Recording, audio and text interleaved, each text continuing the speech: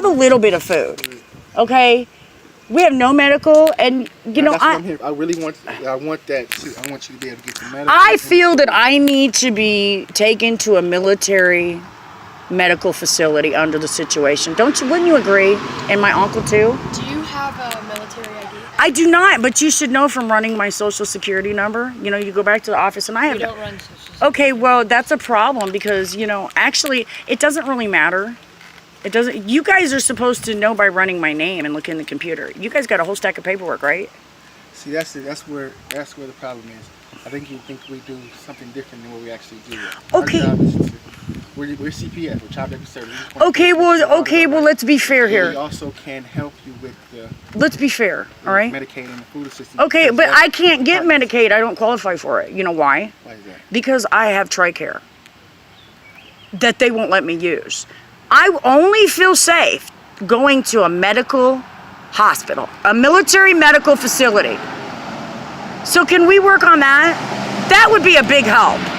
I have food for a day or two, okay? We don't want you to just have food for a day or two. We want you to have enough food to last you through the month. So that's not. But you guys, you know, here's the thing. Last you monthly, and not just 1 month. I applied for that. Would you like to see the papers? This is the thing. We're CPS, but we can get the paperwork you need, and we can get it pushed along and give it to the right people. I already did the paperwork. I know, because sometimes, you know, on the internet, you know, something. No, they did a hearing, dude. And I told them, I mailed them a letter, and I told them, I called them and said, hey, you know, I fear for my safety from you guys. Not from you personally. No, not me. From this Cass County Department of Human Services office. Can you understand why? Yeah, but you don't have to fear for the safety from us. But I fear for I fear that if I walk in there, that I'm going to be politically drugged through the mud. Can you understand why I feel that way? We're not going to drug. But see, here's, you know, because, you know, what happened to me constitutes actions from a police state. Not to be funny with you, but it does. And so I fear for my safety. I'm shaking just sitting here with you guys. I know you guys haven't done anything to me personally, but what it puts me through just to sit here with a DHS worker is excruciating. And that's not what we're here for. I came because I thought maybe. I pray on it because I hope I pray enough that it'll go away. So, is that your vehicle? Yes, it is. It has no battery, and you know it's really not safe for me to drive. Oh no, hold on. Let me. Go ahead. And that's the license plate is in your name, correct? Yeah, but it's my uncle's car. Okay. Which is legal. Is the handicap on there for you or it's for all of us. Okay. So it's for all of us. The reason I'm asking is because you said, you know, you have some medical problems and stuff. So obviously you have to show documentation to get. That's right. So do you have documentation that you know, with the mental health and all of the stuff that you have? Yes, it's on my phone. You know, I've got a big stack of papers that show. Okay. Would you sign a medical release so we can get that information? Yeah, go ahead. Hand it to me, and I'll do that. Yes, please. We're trying to help you as much as we Yes, that's a start. Really Here, Alvin. Boo, can you come and be cameraman? Let me just explain. Can you come and play cameraman for me? Because I want to make sure we get all this. These nice people are actually trying to help us. We have a limited amount of power. I understand that. What our most powerful thing we can do is get you. We try to get you that food assistance and that Medicaid. Okay, the medical. Here's the thing again. I'm going to explain this to you. The medical. No, neither me, my child, nor my uncle. Because see, I have a power of attorney for my uncle. Okay, so none of us are willing to go to a regular facility. We want to be taken to a military medical facility when you guys are able to get us there. So you don't want medic. You don't want. I can't use it because it will help if something happens. God forbid, if something happens to. I would love to have Medicaid, but do you think they're going to give it to me and I qualify for TRICARE? I'm supposed to have TRICARE. See, here's the dilemma. And you know what the best thing will be is for us to see. Like I want it because I believe what you're saying, and everything you're saying could be totally true. But as far as that, I want to know, like I want to know truth too. Like, is something wrong? Are we doing something wrong? Because if we put all the paperwork in the right way, whether you'll put all the paperwork in the right way, if you'll get it or not, and then I can see whether we're falling short on something. And I would, we need to drain the swamp. We have to fix these problems. I don't want to see anybody ever have to go through this again, and I want to do it peaceably. Do you understand? I'm not a violent person. I'm a Christian, and I repent. You know, I'm praying every day. I'm trying. You know, I'm repenting and going through all that. You know, honest, and that's important to me. It's important to me that we see this happen peaceably, because I don't want anybody else to get hurt. You know, and that you just have no idea.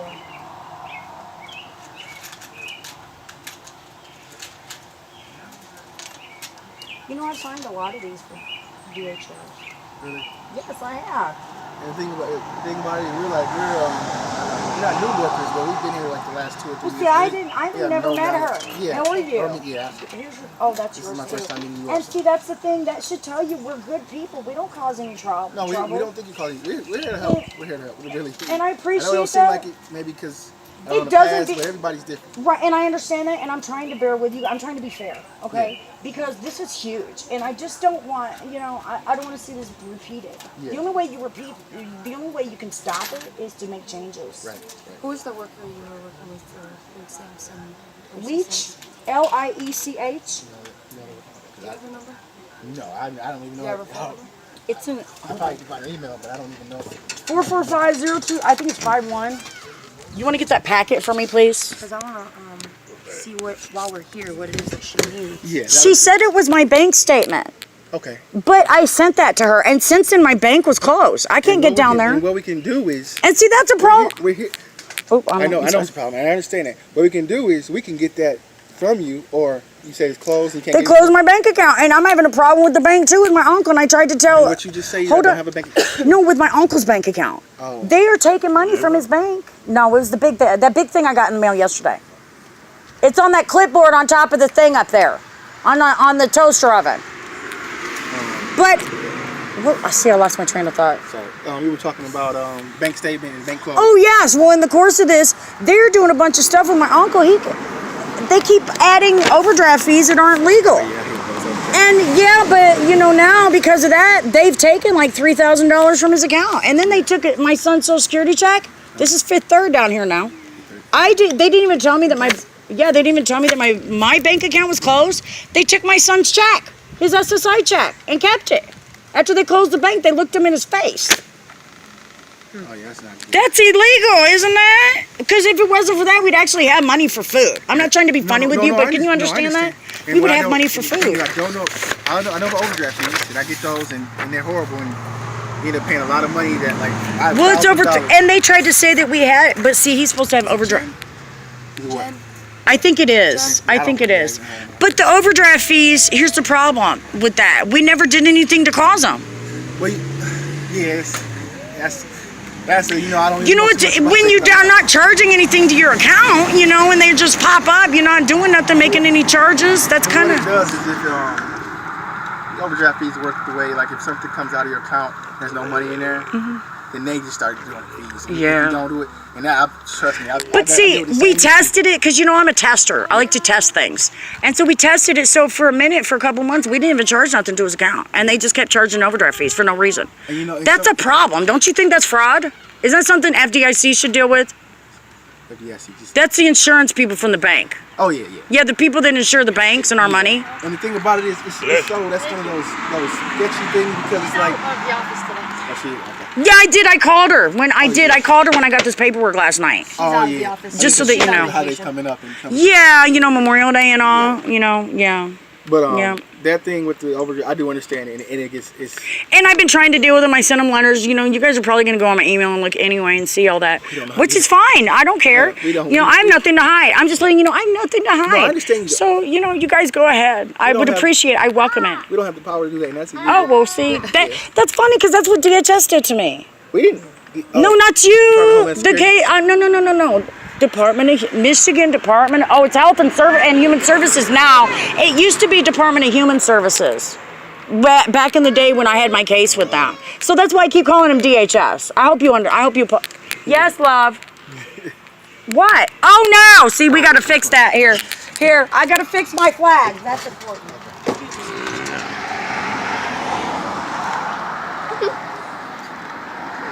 What was you trying to say? Who flag down? Who flag did fall down? It was an accident.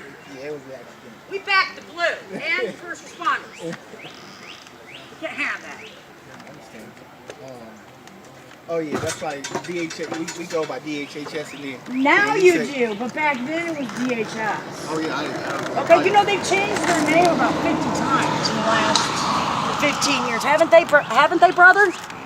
Yeah. DHS, I thought you were talking about Department. No, why would I say? Well, I know there's stuff involving military. Yeah, because there's stuff involving military stuff in this. It's pretty serious. Yeah, so but that's not what I was talking about anytime I ever said that. What I was talking about was Department of Human Services, which we call DHS for short. You know. Okay, just so that you guys are aware. And we don't have access. We can't go into your emails. We can probably look at your emails if you gave us permission and right there and showed us, but we can't. Well, I'm fine with that. I have nothing to hide. I want you guys to understand that. We don't even want to do that. Okay. We're just here to help you. We're not trying to find out anything. Well, that's what they did before. You know, they went through all of my stuff, and some of it was probably because they had that Rich has that guardianship. So you know, I assume that he used that in order to let them do that. Oh. So, you know, which is still, you know, when you're not being informed of things, isn't that? Yeah, we inform you of everything we're going. See, they didn't do that. We signed forms, so, you know. They went behind my back and talked to teachers and did all kinds of crazy little things. You know, it's funny because I filed my taxes, just to give you an idea, okay? I filed my taxes after I moved back from Washington State. Do you know they had declared me dead? Oh, wow. Yeah, they gave my son's father my W-2s. Wow. And declared me. I had to go through a crap load of paperwork with the IRS so that they would accept that I was living again. So they got it all straight. And it took a long time. By the time they settled that, my second child was born. Yeah, and you know it's good that they do that though because they have to go through all that stuff because they want to make sure that nobody's faking their death and things like that. Yeah, but that's kind of shocking, don't you think? That's a little scary. Well, it happened. But that also happened at the time that they had that Hillary Clinton was going through and messing with the victims from Bill Clinton through that. Oh, yeah. Yeah, you know, with the IRS. I'm not too familiar with it. I am. You know, I'm a Navy brat. You know, we keep up on those things. I forgot about that, yeah. You know how we're supposed to, because, you know, you just never know what's going to happen. Yeah. Anyway, I'm grateful for you guys stopping by. Yeah, we just want to help. We want to get you the try to get the food assistance and that Medicaid rolling. So we're going to you know, she's out today and then Monday's no work. Right. But Tuesday. But here, you know, I'm really concerned about our safety. I just want you guys to know that, okay? Even, I mean, I'm not from you personally, but there's a lot of stuff involved in this that gives me cause to feel for my safety. But you know. Well, Jen wants to help you too. I spoke with Jen. Who's doing all this for you, and she's. God bless you. Have a blessed day. So she is. I talked to her. Oops. She wants. That's why the hearing was scheduled, because she wanted to sit down and make sure we had everything we needed to get with the Medicaid and the food. Okay, but here's my. You know, did you blame me for not wanting to go into that DHS office up here, Department of Human Services? Well, you know, we don't know the dynamics of the office prior to us being there. That's like, you know, I'm PTSD, right? Yeah. Okay, well, wouldn't that be a traumatic experience for me to go into that office? I understand. Could you you know? Everybody's entitled to their feelings. Like I don't. This isn't a feeling. This is a medical diagnosis. No, but how you feel about going in there, and I understand that because nobody can tell somebody about how they should feel or not feel. So I do understand that you wouldn't want to go in there, but that's why we're here, because we can prevent you from going in there. Okay. And we can do it for you. So you won't have to go in there actually. Just the thought of going in there, it's. I have nightmares, dude. I still have nightmares to this day about what happened to me, if you can understand that. You guys don't have nothing to do with none of that, but I have nightmares. I have problems because of what happened. You know, so I don't ever want to set foot into another Department of Human Services office again as long as I live. Gotcha. Okay? Is that cool? It's your choice. Right? You have a choice. That's about the great thing about America. You always have a choice. Yep. You don't have to do what you don't want to do. But we're going to try to help you. We're going to. Kendra's going to get back with her Tuesday and contact you and let you know about the. You have a cell phone number? I'd appreciate if you guys had me out of here sooner than that. I really do, because of the Whistleblower Act. I really, really do. And I'm gonna make sure this goes online so people know that, you know, I'm aware of the Whistleblower Act, because this whole thing, this is called abuse of authority and failure to protect. Okay, I'm sure you know that. That's the law now with the head injury. Not you guys specific. I'm talking about the agency. Okay, I'm talking about other things involved. All right, there is a issue of failure to protect that can be charged in this situation. Not to you two, because you two haven't done nothing. Okay, I want that. Okay. There's also, because of that, there's abuse of authority involved in my situation. Okay, which entitles me to and my family to the benefits of the Whistleblower Act, and I'm aware of this. And I want you guys to know that I'm aware of this.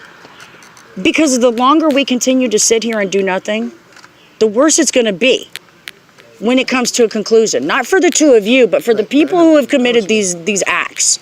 Okay? Now, I'm going to kindly remind you that my husband is the president of Project Veritas.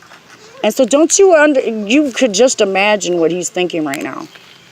I just want to, they expose corruption. Oh yeah. Okay. So throughout of our, yes, that is my common law husband. Okay. Does he live here?